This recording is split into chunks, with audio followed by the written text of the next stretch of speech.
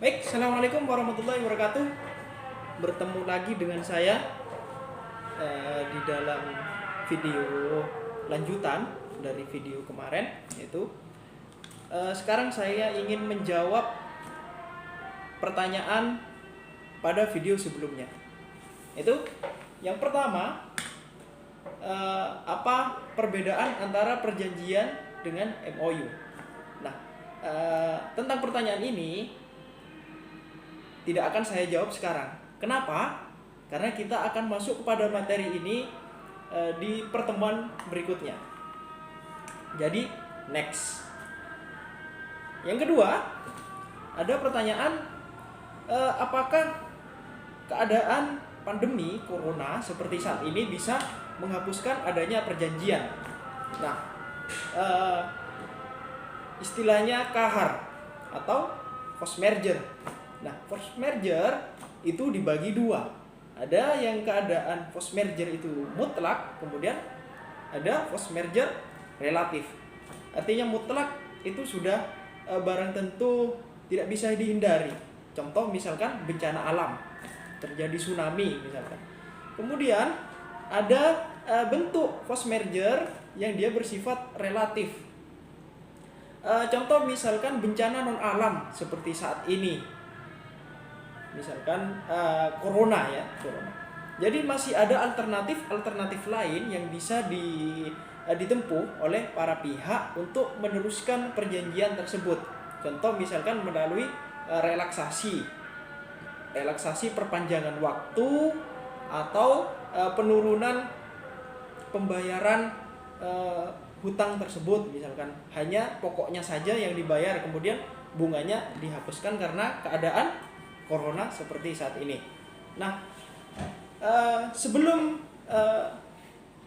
ke situ, nanti kita lihat dulu isi daripada perjanjian tersebut. Nah, jika di dalam perjanjian tersebut itu sudah ditentukan mengenai hal keadaan force merger, maka para pihak itu harus tunduk terhadap isi ketentuan perjanjian tersebut karena sudah ditentukan sebelumnya keadaan force merger.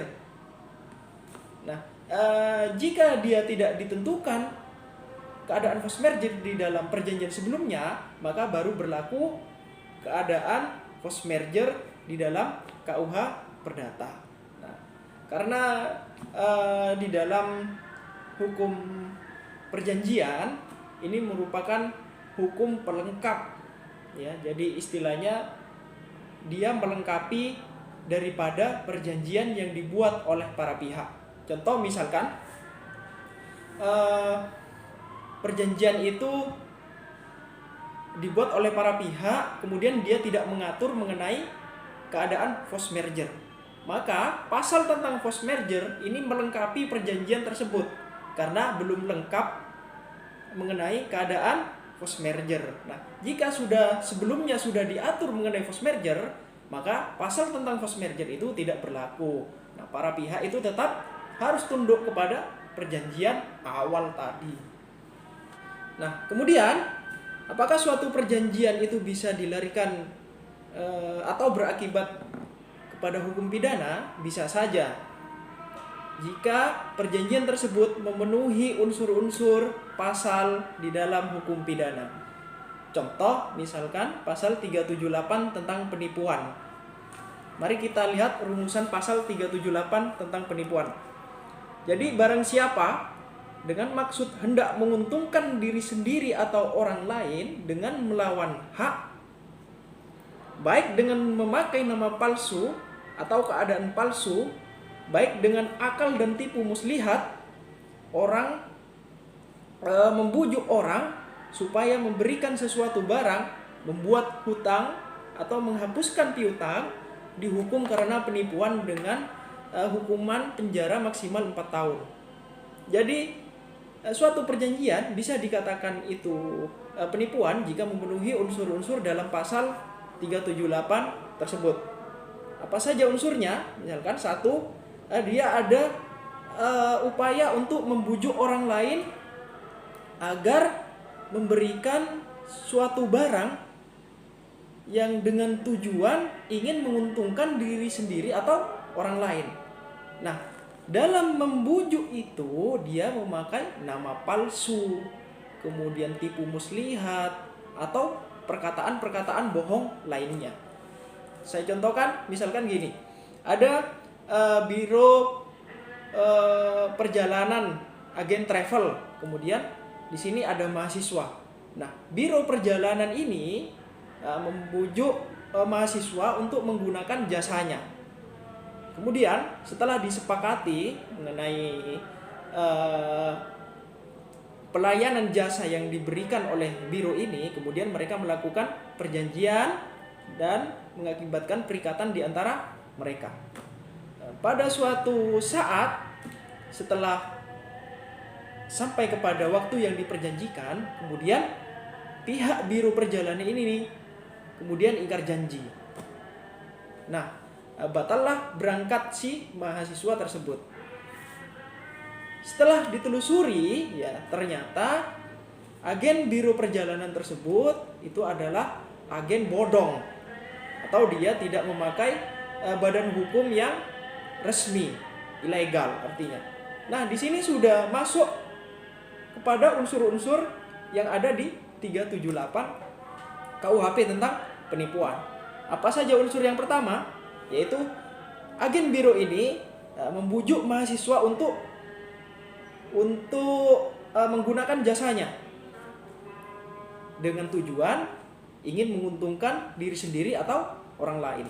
Kemudian dalam membujuk itu seakan-akan biro perjalanan ini yaitu berbadan hukum yang legal atau resmi, padahal dia tidak resmi, ilegal. Nah, ada kepalsuan di situ.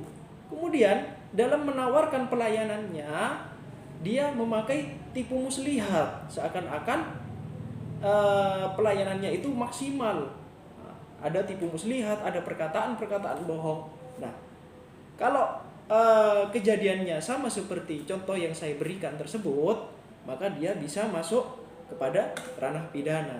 Jadi di sini bisa saja perjanjian itu akan berakibat kepada pidana.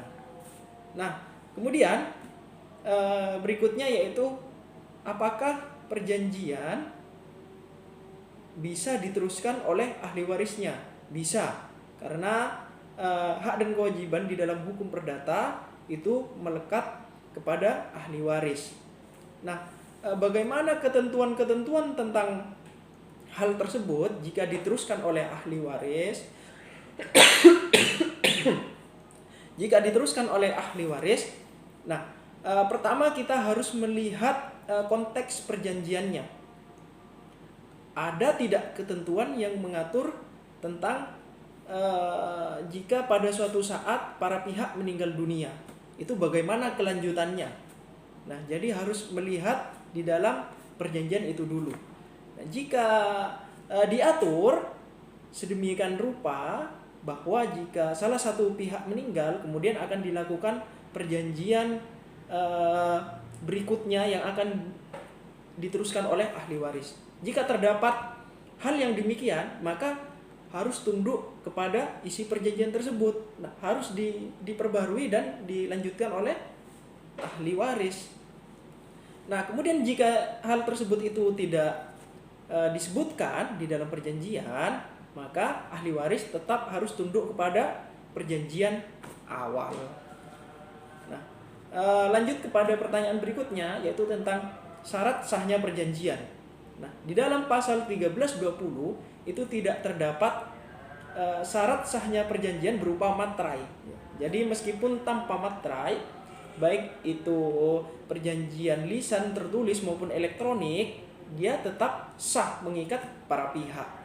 Nah, kemudian muncul pertanyaan, jadi apakah sebenarnya fungsi materai ini? Nah, fungsi materai itu adalah dia menjadi beban pajak terhadap dokumen yang akan dijadikan sebagai alat bukti di muka pengadilan.